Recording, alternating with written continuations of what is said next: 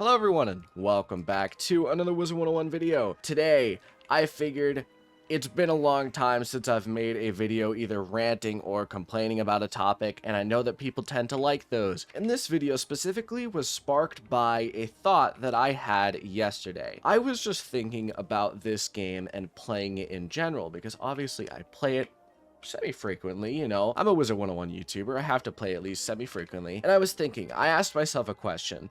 When was the last time I played this game by myself for fun? And, you know, it hurts to say, I think the last time I genuinely played this game by myself for fun was more than 2 to 3 years ago. I think it was probably at the start of when I started uploading videos. That's how long ago I last played this game simply to have fun by myself. I just sat down and was like, let's play Wiz. Now, obviously, I still make videos, and obviously, I still play the game. So I was like, when do I play Wiz? And I found that there is only 2 times when I ever log into this game. The first is when I am recording a video. I record a video almost every day, and I need to sign into Wiz to record that. So there's that. The second is when I'm playing this game with friends, whether it be questing up some random wizards or just simply vibing, having a good time. Those are the only 2 times I ever sign into Wiz. And I was like, why is that? Why is it that I don't play this game just for itself anymore? And I came to a one-word answer, simply.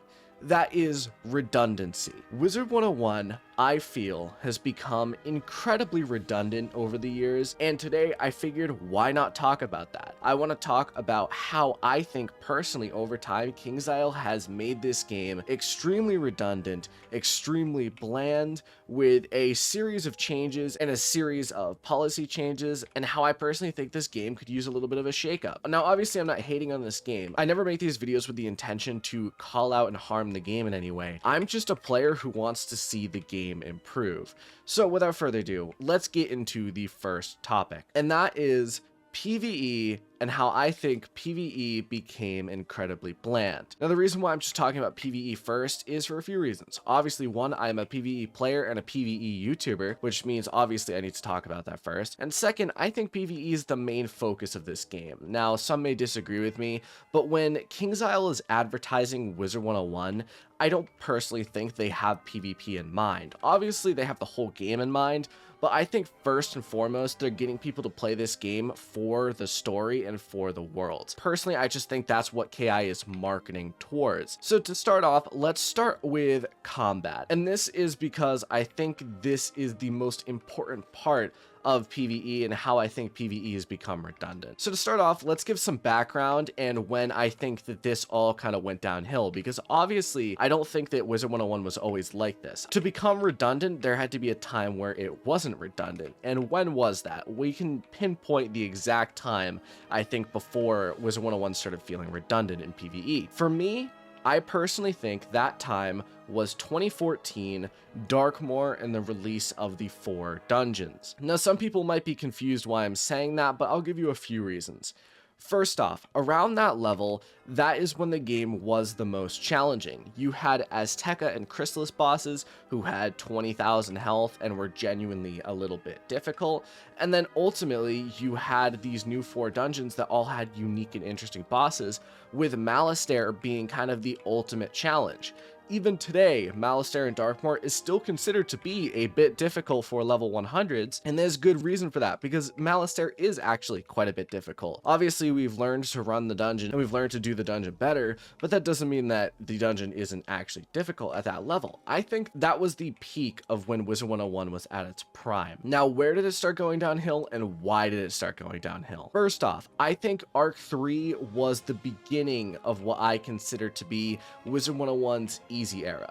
This game was already not the most challenging game if you knew what you were doing. Obviously, there was some challenge in it. Worlds like Aztec and Chrysalis could still be difficult, even for more seasoned players, but with Arc 3 came a few things. First off, the enemy health reduction. This was the biggest. Bosses went from having 24,000 health in Chrysalis to having 8 to 10,000 health in Polaris. That is a massive, massive decrease. On top of the fact that we had just upgraded to Darkmoor gear and just got actually significantly more damage, that was really a unneeded change, at least in my eyes. And on top of that, I personally felt like a lot of the bosses that had genuinely interesting and challenging cheats were very spread out. I think I could count on both my hands just how many bosses I consider challenging in Arc 3, a lot of them being in Polaris or Imperia, and all of the final bosses being there. That's how I think it works, and that's what KingsIsle kind of went for, was the smaller bosses weren't too difficult. I think this was a grave error, and it made the combat a lot easier. Second off, they made us significantly more powerful, and the reason why I think this is a problem is at 130 we were given the Dragoon gear, and I've talked in the past how I think the Dragoon gear is unbalanced, and the reason why it's unbalanced is further exacerbated by the fact that they reduce the enemy health. To put it into perspective, the highest damage in Malastare gear around that level was 130 to 140 damage, and this was with Storm Wizards. Dragoon gear, the lowest damage, so if Ice had the Dragoon gear, is 130. They made it so that the weakest school, damage-wise, on the Dragoon gear at 130 is stronger than the strongest school for Malastare, and that is a huge jump. That's not even taking into account that Fire and Storm get up into the 170 range at this point, and that is insane. They made the characters incredibly powerful and made the enemies incredibly weak. Now, obviously, there's some bosses that have cheats that counteract this, but they're so spread far and few between that it's not even worth mentioning, and it made just Arc 3 and Arc 4 just so easy, in my opinion. And that is one of the biggest parts of the redundancy. The final thing for this combat section that I want to talk about is actually something I think is pretty fairly obvious, so I'm not going to go too in depth with it, but that is the actual combat system itself. Nothing screams redundancy more than doing the exact same thing every single fight with no real unique changes, and that is exactly what Wizard101 is. There is a formula that has been made even worse over the years, and that is double or triple blade stacking, double fainting, kill. That is the main strat for just about every boss in this game as of right now, and it's always with the 7-pip AoE, and if you have a Shadow Pip, maybe your Shadow Pip AoE. That is basically the main strategy, and obviously I don't need to tell you how boring that gets. For mob fights, it's just a 4-pip AoE. That's literally all this game is, and as for combat, it's not too in-depth. The most in-depth combat really goes in terms of complexity is through cheats. A lot of the times, cheats feel more tedious than actually challenging, and there's only a handful of bosses, I would say, that have cheat pools that genuinely feel like it's stimulating on the senses, and it feels like an interesting fight, rather than just, oh, this is an inconvenience, oh, this is annoying. I think my main issue with, say, the Catacombs, for example, is a lot of the bosses didn't feel like, wow, this is a super challenging boss. It felt like, oh, this is a boss with another annoying cheat that I need to get around that really doesn't feel fun, it just feels inconveniencing. And that is the main issue with combat as of now, and I really hope that they can shift out of that and focus more on diversifying the combat so it's not as boring. But moving on. The second thing for this section that I think is worth mentioning is the story itself. The main reason why I think PvE becomes redundant and the actual main part of this game becomes redundant is because we already know the story. If you paid attention to it once, you realistically don't have to pay attention to it again, and on top of that, I think the stories have become less compelling over time. Realistically, for me, how it worked is the characters, I think KingsIsle wrote better characters in Arc 3 and Arc 4, but the story took a back burner. In Arc 1 and Arc 2, there was this really epic battle of good versus evil against this main villain, and while in Arc 3 there was kind of that with Grandfather Spider, Grandfather Spider didn't feel nearly as much of a villain, especially in Imperia. To be honest, the entire time, I just kind of thought Grandfather Spider was a cool dude. Like, I mean, I know he was trying to destroy the spiral and all that, but I just thought he was a cool dude. And in Arc 4, we don't even have a main villain yet, and I just think that that's the fall of PvE right now, is the story isn't too compelling, and once you've done it once, there isn't really any reason to do it again. Side quests don't offer enough story to actually compel you in PvE, in my opinion. So that is this section. In the second one, let's talk about how KingsIsle made certain stats feel redundant and made gear progression feel bland and a bit boring. So there's two main stats I'd like to pinpoint here. First off, I'd like to pinpoint critical and then damage.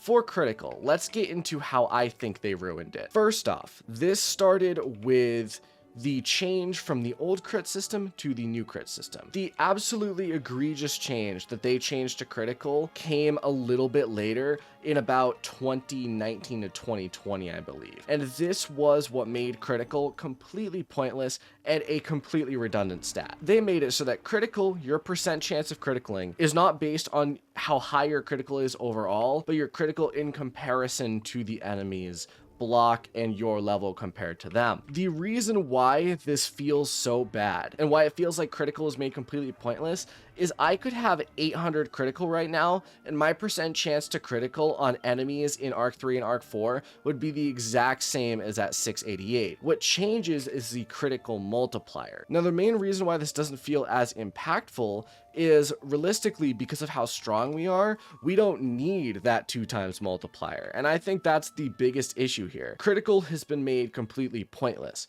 As long as you have a decent amount, you critical, okay, yeah. So there's no reason to focus on it. And that took away a lot of things. For example, Storm's most interesting thing was, back in the day, is that Storm had a very high critical chance. Storm had that kind of critical, heavy-hitting kind of role, and with critical being nerfed, it kind of took that away. Now Storm is just a damage school, like Fire has been just a damage school. The second, and I think a lot of people know what I'm going to talk about here, is damage and the damage cap intersection overall. I personally had less issues with it than most people. Most people hated it overall, and I'm not going to lie to you and say that I like it, but I didn't think it was that bad. What I think the problem is, and what KingsIsle did, was they made gear too powerful. They made the Dragoon gear way too powerful for what they want this game to be, and they were like, oh boy, we gotta change that. And instead of nerfing the Dragoon gear, they nerfed damage overall. And the reason why this sucks, the reason why it feels so bad, is that damage now feels like it's not as important to get. My Fire, I haven't upgraded his gear since 2019, and the reason for that is that there was no reason to, because realistically, I'm fine with this damage, and the more damage I get, the more diminishing gains I see. Same thing for my death. I reached 150 damage on my death and just stopped. I can focus on other stats now instead of that main damage, and I know that that was their intention, was for you to focus on other stats, but instead of it feeling organic and feeling like, okay, I should focus on other stats, it feels like they just hard forced us into doing it, especially on schools that don't even need it. Like Fire, you don't need to focus on other stats. Fire, your main stat you should be focusing on is damage, but instead I feel like I'm being actively hindered by the game instead of progressing naturally. And that leads to this feeling of, what's the point in upgrading my gear? What's the point in actually progressing when my damage is already at basically the maximum I can get? The highest I could get this up to is like 170 without sacrificing my other stats, and by that point, it's just not even worth it. What's the point? That is my main issue with the stats in this section, and how I think they really made this game feel like an uphill battle and completely redundant, at least in my eyes. Now, this one's going to feel like beating a dead horse, so I'm not going to spend an hour on it, but what I want to talk about is the payment policy and just paying for stuff in general in this game, where it doesn't really feel good. You know, and you don't need me to tell you that. This game has some significant problems right now with balancing and how paying works. While I've said in the past you don't need to pay to actually succeed in this game, and that's true, I don't think you need to, KingsIsle really wants to shove it down our throats that they really want some money from these crowns items. They really make it seem like they're a rabid dog that feeds off of our emotions and feeds off of our happiness by, you know, throwing our money at the game through basically just what is gambling for children. And I think that it's just kind of gross. At least in my eyes, it's kind of gross. They started making these bundles as well that no one really buys. Realistically, it just kind of sucks. And the cherry on top of it for me, the pièce de résistance, is the fact that right now, Spellements, which is a really interesting system that could be really dynamic, is locked completely behind a paywall. The only way to get these Spellements is through skeleton keys, and it is so long and boring and redundant to get that no one has ever farmed Spellements. I'm willing to bet that the number of people who have maxed a Spellement path on any spell is probably less than 1% of players in this entire game. I'm even willing to say less than 0.1% of players who play this game. And that is an issue. Obviously, I can talk about spells and Spellements to unlock those unique spells like Rat Spin, the Wisteria Spellement packs, and obviously Ship of Fools. All of them feel incredibly predatory and feel like those spells should just be dropped in general. And they should. And that just makes this game feel even worse and a little bit meh, in my opinion. And the biggest thing I want to mention to cap off this section on payment policies, and it really just kind of feels like KingsIsle's kicking us in the shins, is the fact that there's so many crowns items and packs being released with all this effort put into the arts and the assets and everything. It feels like it's such a waste of time. And the main reason for that is how many times do we get updates a year? We get 4 updates a year. 4 major updates a year. 1 world a year, 1 new major content release per year. It feels like they're neglecting actually updating and upgrading this game and pushing for new content by focusing on useless stuff like packs. And that is just what feels the worst about it. It feels like they could update this game, add new side worlds, add new worlds faster, but instead they are making packs. So that just really sucks. Moving on to the final section of this video, let's talk about the side activities, because the side activities in this game make it feel just as redundant as the main part of this game. To start off with the main ones, gardening is absolutely boring. I don't think anyone enjoys gardening in this game. You just check on your plants once a day. Okay, that's a thing. Next, we have pet training, which is just frankly infuriating and frustrating, and I don't think anyone actually enjoys pet training. If someone does, let me know in the comments. You are a very unique soul, and bless your heart. I don't know how you do it. We have monstrology, which is literally a joke. We have fishing, which is boring and actually is just an awfully created system. So that's just the main side activities, but getting on further than that, there's Beast Moon, which while I have heard some positive things about Beast Moon, and I do think it's genuinely interesting, not enough people play it just in general, and I think that's because KingsIsle doesn't advertise it that much. There's Decathlon, which KingsIsle definitely doesn't actually advertise enough. They leave like an announcement on the Wizard101 like Ravenwood news thing that scrolls by for the Decathlon. It has some interesting things, not enough to make me actually warrant playing it and make the average casual player warrant playing it, but I think it's interesting and could potentially be good. And then finally, the biggest one is PvP. And I'm just gonna say it, I think people who play PvP like PvP less than the people who don't play PvP. How does that even work? KingsIsle, how did you do this?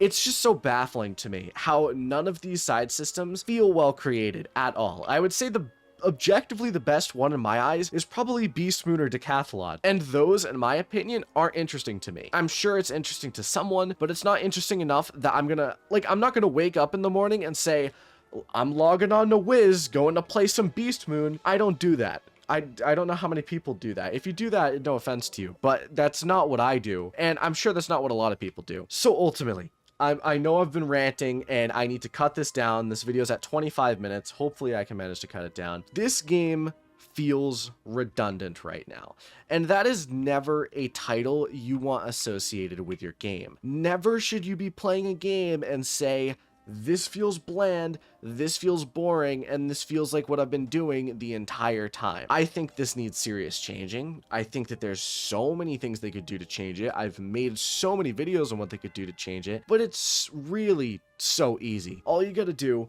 make the game a little bit harder, make the side systems a little bit more interesting, and focus less on crowns. It's that easy. KingsIsle does those 3 things, what I just said, and this game probably in 2022 would see more players than it has seen in the last 5 years. So that's it for today. Let me know what you think in the comments below. Do you think this was too much of a rant? Do you think I was too harsh? I'm curious to know. I'm more than willing to actually, actively discuss in the comments. Just try to keep it respectful. I would like that. I always like when it's respectful. But that's it.